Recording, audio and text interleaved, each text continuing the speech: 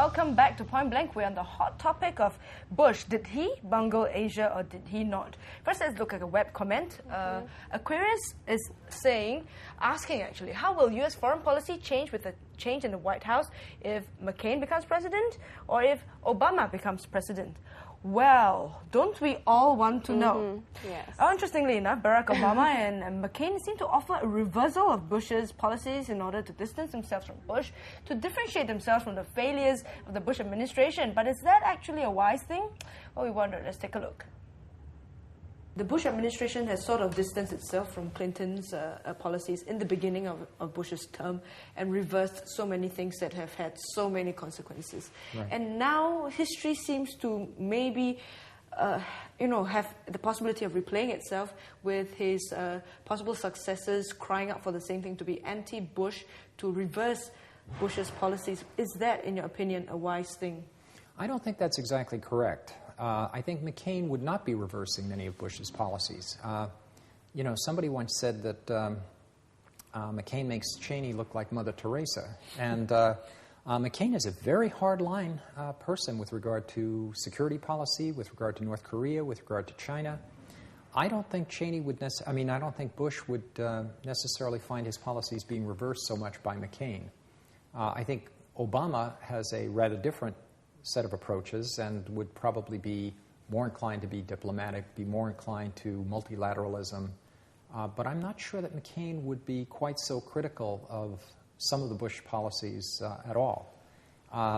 So I'm not convinced that any new administration will carry out a new direction. I think it really will depend on whether it's a McCain administration or an Obama administration.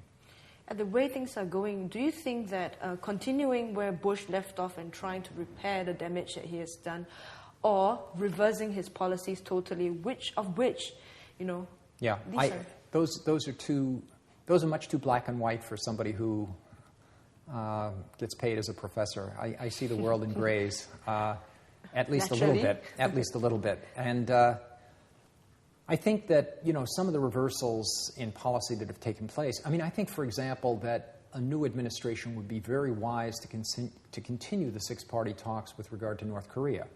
I think that a new administration would be very smart to attempt to maintain positive and engaged relations with China. But, for example, I think it would be also desirable for a new administration to be much more active with regard to ASEAN than the Bush administration. I think it would be very wise for a new administration to try to encourage a relationship with Japan that is not exclusively military and try to tease Japan back into closer relations with the rest of Asia. So, in effect, I think that any new administration needs to be a little bit more picky and selective about what it throws out and what it keeps. That some of the legacies, some of the more immediate legacies of the Bush administration are positive and probably should be continued, but a lot of them are quite negative and deserve to be reversed. Mm-hmm. Well, do you agree with his recommendations? What to reverse, what to keep? Well, first of all, in almost every country, 90% of foreign policy runs on autopilot. And there's a lot of things that, no matter who it is, Obama or McCain, is not going to change. I think the big thing everybody's worried about or concerned about is what's going to happen in Iraq. And and we know that McCain, because he said so, he wouldn't pull out fast. He'd probably stay in there for the long term. Obama says that he wants to pull out. Partly that's because his constituency wants him to say that. But even then, he's not going to do anything rash or quick, because he doesn't want to risk a catastrophe there. So I think they're both going to be constrained in that. With regard to Asia, particularly with China, again, Clinton criticized the first Bush administration, this Bush criticized the Clinton administration, and yet they always had a tendency to sort of go back to the center. It's all campaign talk, yeah. To a certain extent, there's a lot of rhetoric there, and it's not necessarily a bad thing that they do sort of get forced back into this sort of confrontational, cooperative type of relationship. And I think that the next 4 years or 8 years, whoever is president,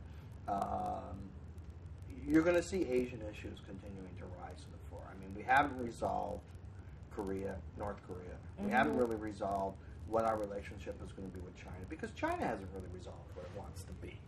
And so, again, like I say, it's going to be a dynamic, unfolding relationship. They're going to require a lot of flexibility and a lot of innovation. And it would be very interesting to see who they bring into their respective teams. Well, one of our viewers on the web is asking about Bush's legacy after 2 terms in office. Mars Bar says, so what's Bush's legacy?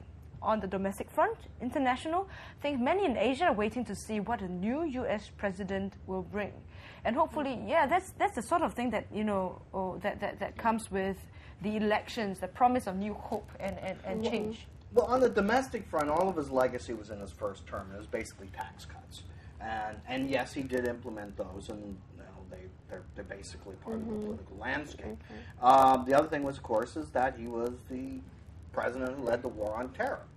And, successful or not, that's what he's tried to do, and he has basically changed U.S. security policy to make, fighting terrorism job one. The problem he's faced is that he hasn't really done much in the last 4 years to really polish his image historically. He says he doesn't care. He says he's going to let history judge. Frankly, I don't think he'll be remembered as even in the top 25 presidents. We only had about 42 or something like that. He'll be, but Clinton's the same way. He'll be just considered a mediocre, average guy. He might be remembered, but in all the wrong ways, though. Oh, history always has a tendency to sort of does sort of rub out the rough edges of these things. He'll be a persona non grata for probably about the next 4 or 5 years, and then people will start to look back fondly on him for. As we always have a tendency to do, Fondly. Hindsight with the rose hindsight's everything, isn't it? Yeah, that's true. So, Richard, you probably wouldn't like me asking you this question because you're an academic. But bottom line, do you think Bush bungled Asia? If you want to use that word, I think he really screwed things up here. But I don't think it's irredeemable. I think that people here, not just Singapore, not just Southeast Asia, but all throughout Asia, still basically see the United States as a good thing in the world and want it to basically live up to the high ideals that it was founded on, and that they're going to cut the United States some slack when the new president comes in and hope that he'll be able to turn things around. So things were, as they always say, situation, serious but not desperate.